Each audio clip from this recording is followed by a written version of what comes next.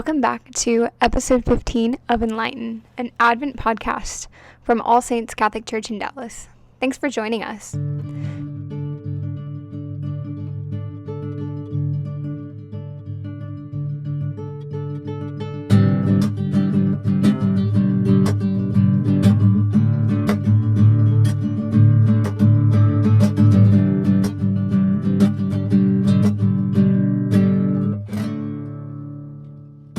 Be sure to go ahead and subscribe on your podcast platform so you don't miss any of our daily episodes.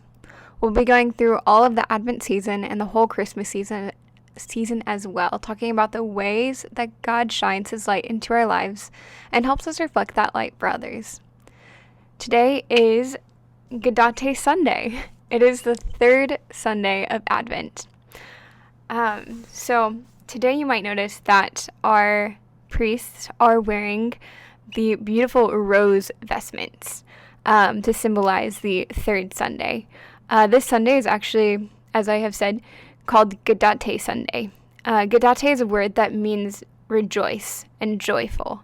And I think that's really beautiful because that is exactly what all the readings are about this Sunday at Mass.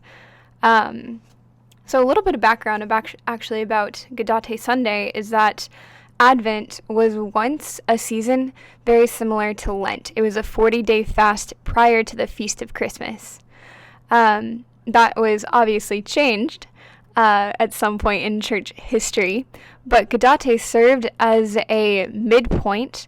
Gaudete Sunday served as a midpoint in between the beginning of Advent in November and the Christmas season. And so that is why it is a little bit different than the rest.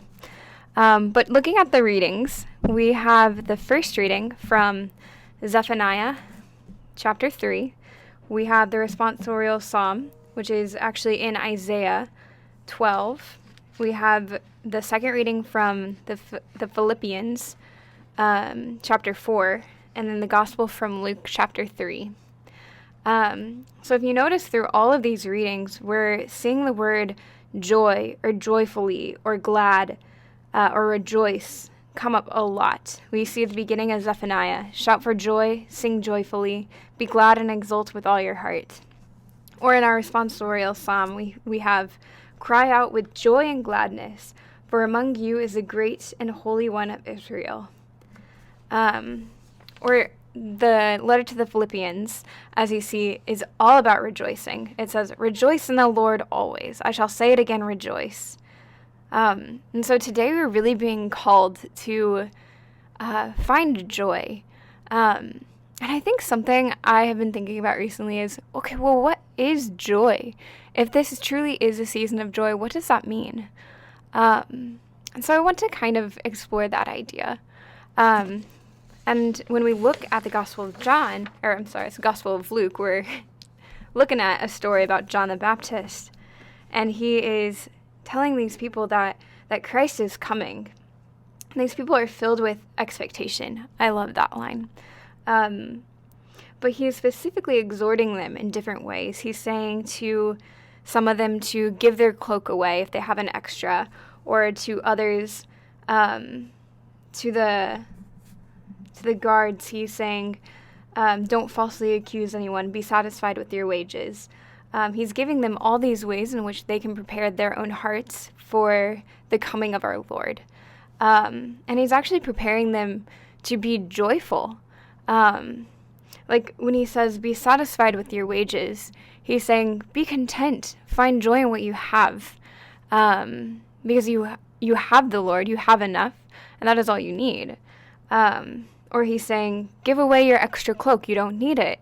Because he's saying that things don't bring joy. No, it's actually people and relationships that bring joy. And the most joy really comes from our relationship with the Lord. He also says, stop collecting more than what is prescribed. And I think that's something that we can think about ourselves, especially in this season as we approach Advent. Are we collecting more than what is prescribed? Are we keeping more than what we need? And is that keeping us from joy? Are we looking forward to Christmas because of the cool new electronic that you asked for from Santa?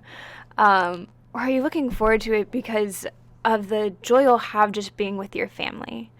I think as we prepare for the holiday, which comes very soon,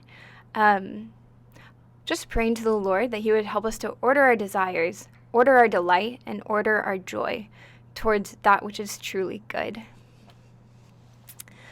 Thanks for joining us today for Enlighten. Be sure to join us again tomorrow. We can't wait to see you then. God bless.